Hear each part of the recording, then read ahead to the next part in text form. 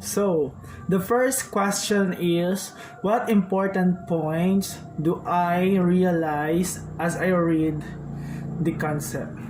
So, after reading the concept, so the points that I've realized is the first one, through these concepts of test, non-test, assessment, evaluation, and measurement.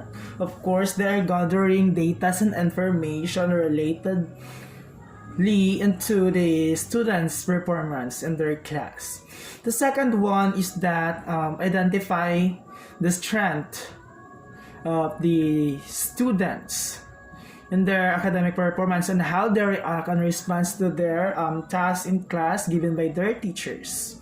The third one is that to evaluate the students' academic performance.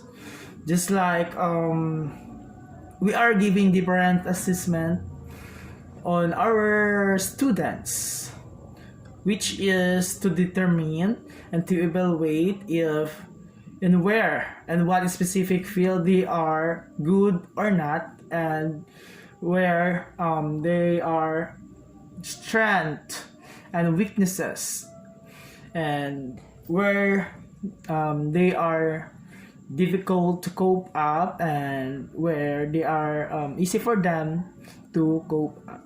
So the third one is that to measure their capability, measuring the capability of learning process through giving tasks and guidelines in order for them to perform well and to have a high performance in class. And also, these concepts is very beneficial to both teachers and students. It's because it informs the teachers what the students need to improve given by the informations being gathered through those different assessments. And for the students, of course, it's very useful and beneficial those concepts because they are the main purpose of this concept, just to develop their skills, enhance their ability of learning process. So that's all. Thank you. So the second question is how important for me are the concepts in my chosen profession. So of course, as a future teacher or an educator soon, it's very important for me to my chosen profession. It's because through this concept, such as the measurement, the non-test, the test, the assessments, and evaluation, it serves as my guidelines and criteria for giving my students tasks in different assessments in order for them to utilize and identify their strengths and weaknesses. And also, it helps for them to not struggling in their task to be assigned.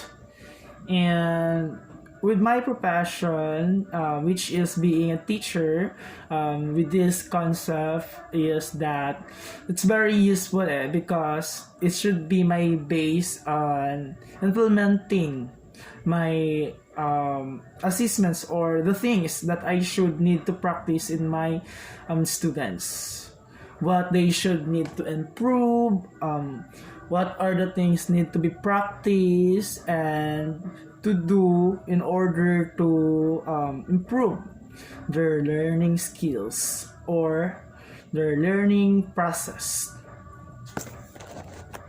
So the third question is, if I became a professional teacher soon, so what are the things I should do to avoid the malpractice in my classroom?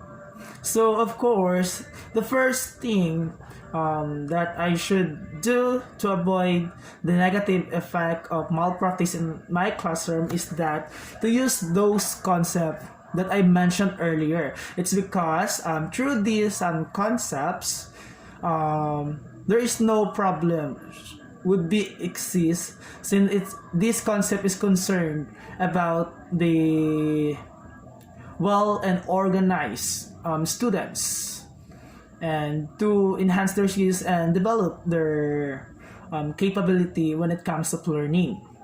And also, with this, I could gather data and information where I can provide something and give the students in order for them to cope up and also to perform well, specifically in their academic performance. Since this is what the most important thing that the students should be